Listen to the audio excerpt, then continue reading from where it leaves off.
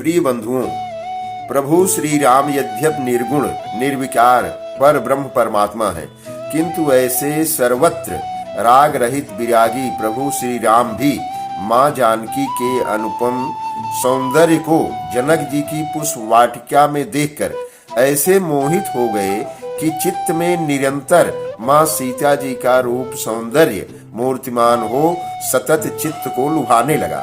पुष्प वाटिका से पुष्पला गुरु विश्वामित्र को दिया तथा वाटिका में सीता जी का दर्शन तथा उनके रूप छवि को देखकर चित्त के मोहित हो जाने की अपनी दशा का भी गुरु जी से छल त्याग कर सारा प्रसंग कह सुनाया। मित्रों, संध्या होने पर गुरु जी से संध्या करने का आदेश ले संध्या में जैसे ही बैठे कि शरतकालीन पूर्ण चंद्रमा को देखते ही सीता जी के मुख की छवि याद आने लगी।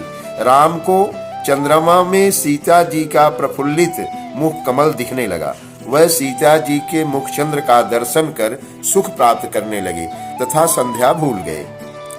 किंतु फिर उन्हें होश आया, अरे अरे, सीता जी के मुख छवि के समान चंद्रमा का भी सौंदर्य नहीं है, क्योंकि चंद्रमा में तो दोष ही दोष है। चंद्रमा मास में 15 दिन घटता है और 15 दिन बढ़ता है।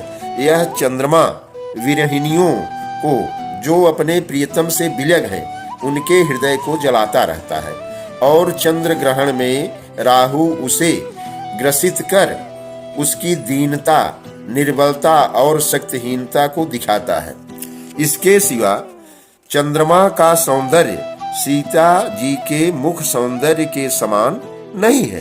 गोस्वामी तुलसीदास जी कहते हैं, विगत दिवस मुनि आय सुपाई, संध्या करन चले दो भाई, प्राची दिस शशि उये सुहावा, सिय मुख सरिस देखी सुख पावा, बहुरी विचार कीन मन माही, सिय बदन समहिम कर नाही, घटई बढ़ई बिरहिन दुखदाई, अग्रसई राहु निज संधि पाई, जन्म सिंधु पुनि बंधु विष, दिन मलिन सकलंक, सिय मुख समता पाव किम, चंद बापुरो रंक। प्रभु श्री रामचंद्र जी कहते हैं कि चंद्रमा तो दिन में मलिन हो जाता है, सूरज के निकल आने के बाद चंद्रमा मलिन दिखता है और उसमें कलंक है, दाग है, लेकिन यह सब दोष सीता जी के मुख कमल में कहाँ है?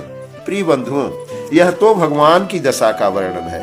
तब आजकल माता पिता पुत्रों को बहुओं पे आकर्षित देख पत्नी भक्त कहकर, पत्नी का गुलाम कहकर क्यों चिढ़ाते हैं, मेरी समझ में नहीं आता। ओम शांति।